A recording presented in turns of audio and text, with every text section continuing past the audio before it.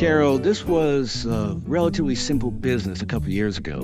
They had some pallet racks and a few forklifts and a core group of loyal employees. Now, there are a couple of recall situations happening and potentially dangerous chemicals coming into the place without anybody really thinking it through.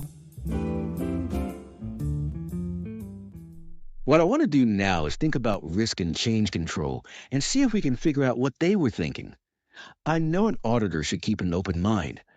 Unfortunately, at this point in the audit, what I suspect is that they just pencil whip this stuff. These clauses of the ISO standard are there to give people a chance to think things through a little. First, let's dig out the quality manual and see what it says about risk. Here it is. Well, this isn't especially informative.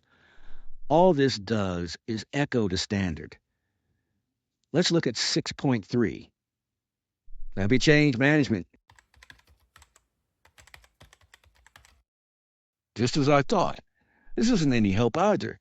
All this does is refer to the standard, but it does say they discussed changes in the management review.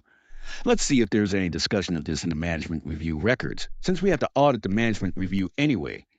Let's call up the management review of about 2022, since that's about when all of this was installed. I was afraid of this. It's basically a minimally documented checklist that is not helpful to us at all. There's no objective evidence on here that the management discussed this new bottling line at all, as required in their own quality manual. I'd have to say you're right. There's nothing in here at all about bottling or hazardous materials, for that matter. I'm kind of surprised we were able to find the documents. Let's look at a couple more.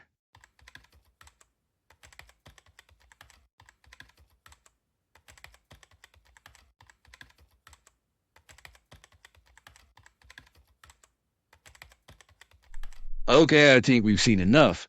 These management review notes sort of give us evidence of conformity, but not really. In the case of a major change in the quality system, the company has no evidence at all that they plan to change or assessed any of the risk. There is a probable non-conformance here against Clause 6.3 for the company not following its own change control procedure. Whether I write it up or not remains to be seen. What do you mean by that? At this point, it's likely that there will be one or more major non-conformances.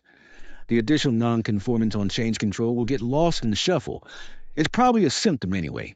The real underlying cause of the problem is fairly obvious at this point.